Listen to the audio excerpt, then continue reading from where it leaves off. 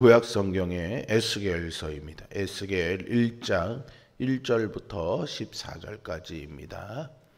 에스겔 1장 1절부터 14절까지입니다. 30째 해 넷째 달 초닷새에 내가 그발강가 사로잡힌 자 중에 있을 때에 하늘이 열리며 하나님의 모습이 내게 보이니 여호야긴 왕이 사로잡힌 지 5년 그 달 초닷새라. 갈대아 땅 그발강가에서 여호와의 말씀이 부시 아들 제사장 나 에스겔에게 특별히 임하고 여호와의 권능이 내 위에 있으니라.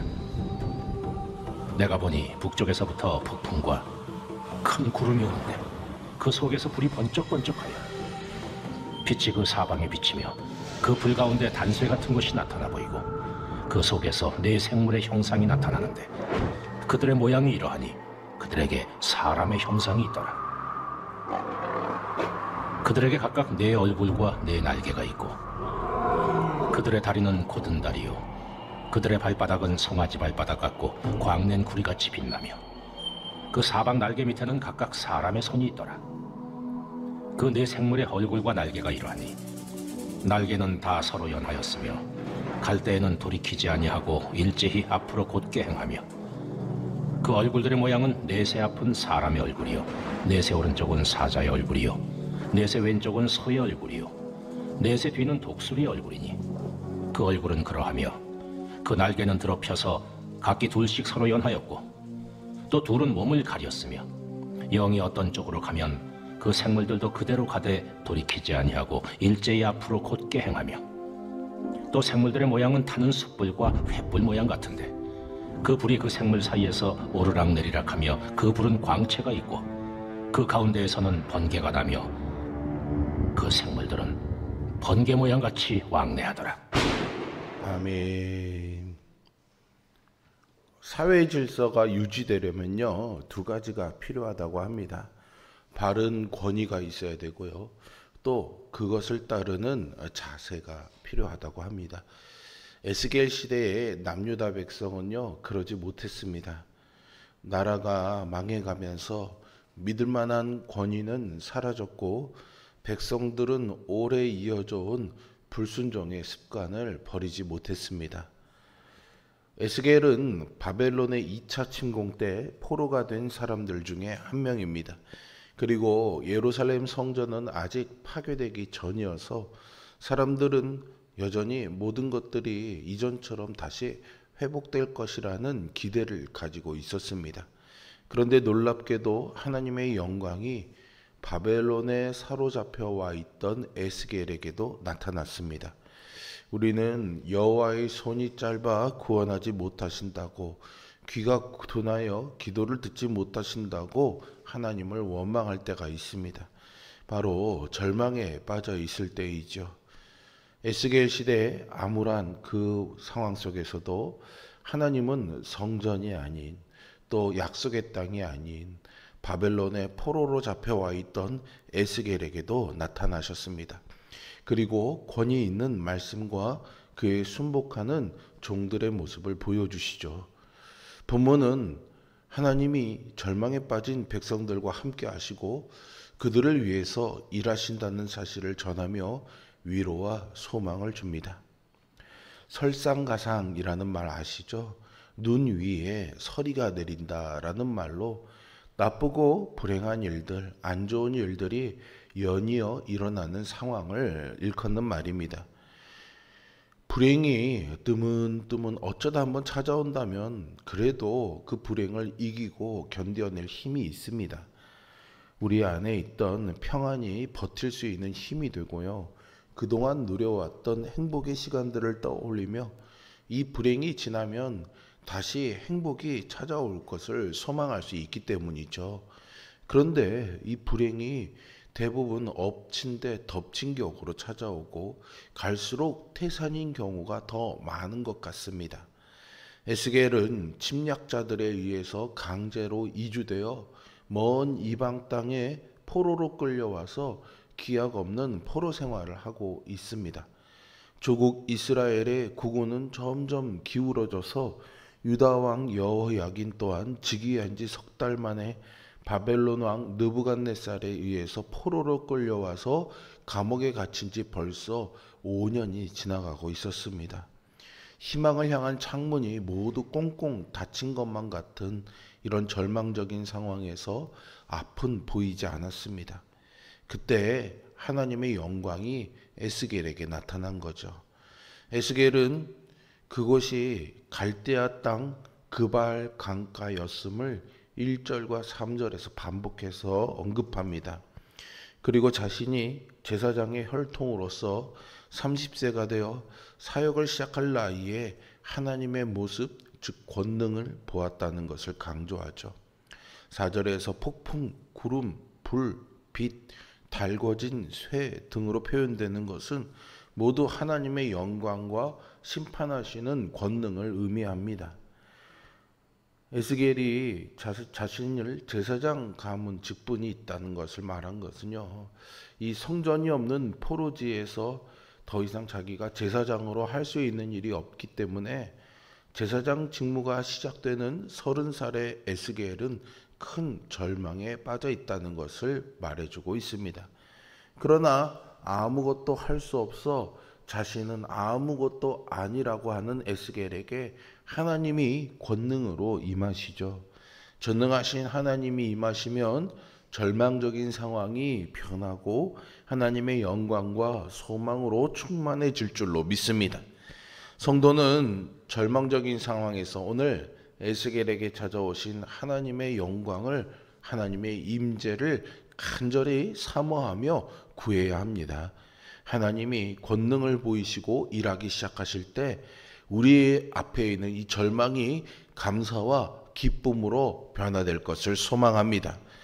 포로로 끌려온 사람들은 자기들이 하나님의 영광이 임하는 예루살렘으로부터 멀리 쫓겨났다고 생각했습니다. 하지만 하나님의 영광은 여전히 바벨론 땅에 끌려온 그분의 백성 가운데 임했습니다. 이처럼 하나님은 당신의 백성과 언제나 어디서나 함께 하시는 줄로 믿습니다. 하나님은 예배당에서 예배하는 시간에만 임하시는 것이 아니라 우리의 모든 삶 가운데 함께 하신다는 사실을 잊지 마시기 바랍니다. 에스겔은 또한 사람의 모습을 닮은 네 생물을 보았다라고 5절에서 말합니다. 이들에게는 네 얼굴과 네 날개가 있는데 여러분 이것을 그림으로 상상하면 너무 어렵습니다. 의미를 잘 이해해야 되는데요. 사실 네 날개와 네 얼굴, 숫자 4가 강조되고 있죠. 과거 우리는 지금 아라비아 숫자로 1, 2, 3, 4를 정하지만 과거의 고대 근동에서는 그런 숫자의 표현이 없었기 때문에 그들이 사용하는 언어에 숫자의 의미를 담은 경우들이 대부분 많습니다. 그래서 이 숫자 4는 땅을 상징하는 숫자였습니다.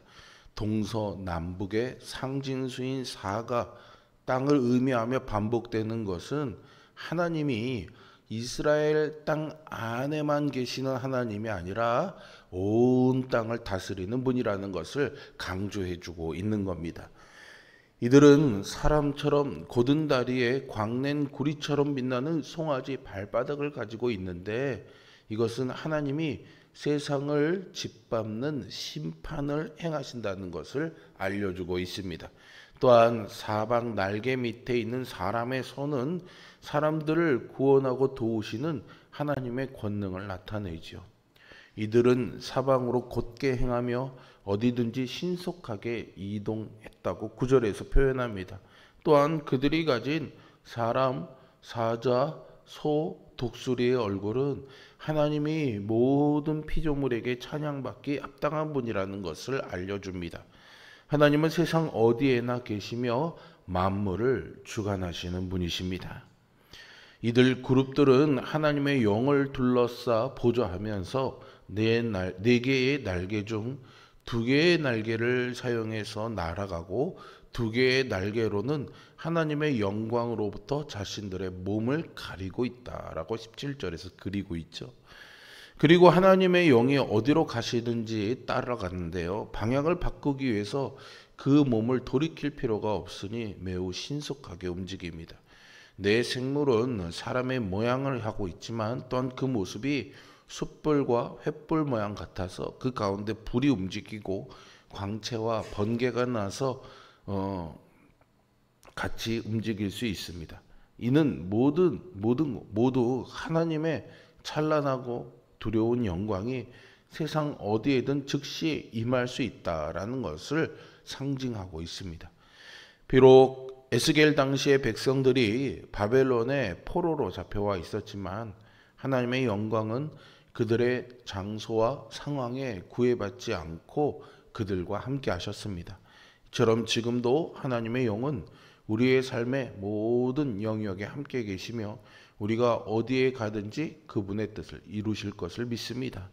아무리 힘든 일을 겪는다 할지라도요, 하나님이 여전히 여러분과 함께 하심을 믿으시기 바랍니다. 하나님은 그렇게 천지에 충만하신 분입니다. 그래서 우리는 무소부재, 즉 어디에나 안 계신 곳이 없다는 하나님의 속성을 믿습니다. 어디에나 계신다는 것은 먼저 공간의 제약을 받지 않으신다는 거죠. 그래서 하나님이 다른 성도들에게 또 다른 일들에 신경 쓰느라 우리가 홀로 남겨질 일이 없다는 것을 말합니다. 또 과거와 현재와 미래의 시간적인 제약도 받지 않으십니다. 그래서 하나님이 우리와 함께 하신다는 거죠. 그런데 그럼에도 불구하고 우리가 마주하는 현실 속에서 잘 이것이 이해되지 않을 때가 많죠. 우리의 환경 속에서도 존재하신다는 그런 하나님이시라고 그러는데 때때로 우리나라에 어떤 대형 참사가 일어났을 때 또는 내 앞에 너무나 불행하고 고통스러운 일이 있을 때 이 순간 하나님은 과연 어디에 계시는가라는 질문을 갖게 됩니다. 그러나 대부분의 사건과 사고들은 인간 사회의 비리와 불법, 안전 불감증 등에서 기인한 것들이죠. 모든 회복 가능성이 닫혀버린 것 같은 남유다의 절망적인 상황에서도 하나님은 당신의 백성과 함께 하셨습니다. 본문은 절망 가운데 소망이 되시는 하나님의 영광스러운 모습을 묘사합니다. 하나님은 폭풍과 구름으로 우리의 육안을 가려 직접 볼 수 없는 번쩍번쩍한 영광의 빛 가운데 초월적 존재로 나타나십니다. 하나님은 피조물의 형상을 한 천상의 존재들에게 수종받으시는 분입니다. 우리는 절망 가운데 있을 때 무기력합니다. 그러나 하나님은 강한 능력으로 일하셔서 당신이 뜻하신 일을 반드시 이루실 것입니다. 이것이 성도가 절망하지 않을 이유입니다. 또 절망 속에서도 소망을 가질 이유입니다. 절망은 늘 더해서 오지 감해서 오는 경우는 없는 것 같습니다. 그래서 우리는 쉽게 무너지고 좌절하죠. 그러나 성도는 절망 속에서 하나님의 임재를 구하고 그분의 권능을 힘입기를 사모해야 합니다. 주님은 우리의 절망 가운데서도 가장 선한 뜻을 이루시기 위해 우리 가운데 일하고 계십니다. 우리는 주님의 임재 속에서 굳게 닫힌 절망의 문을 열고 비로소 소망으로 나아갈 수 있습니다. 당시 유다 백성은 하나님의 영광으로부터 쫓겨나 땅의 끝까지 밀려왔다는 생각에 탄식과 절망 가운데 붙잡혀 있었습니다. 하지만 놀랍게도 하나님도 그들과 함께 바벨론에 오셨습니다.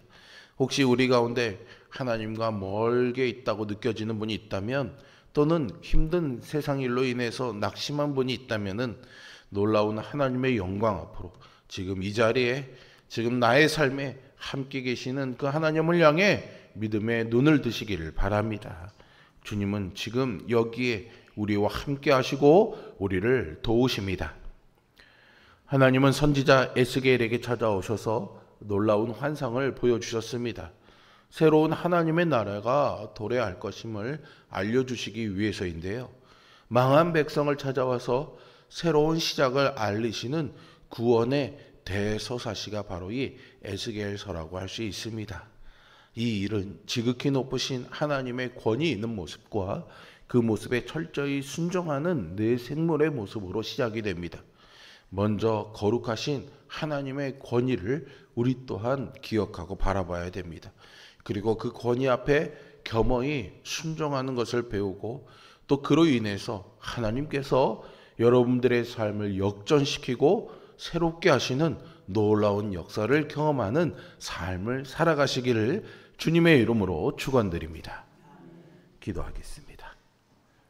거룩하시고 살아계시며 전능하시며 어느 곳에 계셔서 지금도 우리와 함께 하시는 아버지 하나님, 우리의 인생의 삶의 문제들을 이 시간 내려놓고 하나님 앞에 엎드립니다. 그것이 크든 작든 간에 하나님의 전능하심을 신뢰하기 어렵게 하는 엉겅퀴 같은 가시덤불 같은 우리의 인생의 고난의 문제들을 하나님의 손에 맡기며 그 너머에 계시는 전능하신 하나님, 나와도 함께 하시고 어느 곳에서나 나와 동행하시는 그 하나님의 구원의 손을 붙잡기를 원합니다. 말씀을 통해 우리의 심령에 간절히 사모하는 마음을 성령님 허락하여 주시옵소서. 눈앞에 있는 불안과 염려와 근심과 절망의 일들에 주저하거나 두려워하지 말게 하여 주시고, 믿음의 눈을 들어 우리를 도우시는 하나님을 바라보며 뚜벅뚜벅 보이지는 않지만 믿음을 가지고 한 걸음 한 걸음 나아가는 우리가 될 수 있도록 용기와 힘과 담대함을 허락하여 주시옵소서. 사모하며 부르짖는 우리의 기도에 하나님이 속히 응답하여 주시기를 사모합니다. 당신의 영광과 권능을 오늘도 우리의 삶에 나타내 주시옵소서. 폭우로 인해서 많은 피해가 발생하고 어려움을 당하는 이들, 또 안타까운 또 그런 참사들이 일어나고 있습니다. 하나님, 두려워하는 마음이 우리에게 있지만 그것이 하나님을 향한 경외가 되게 하여 주시고, 이 참혹하고 어려운 그런 재난과 어려운 상황 속에서 절망을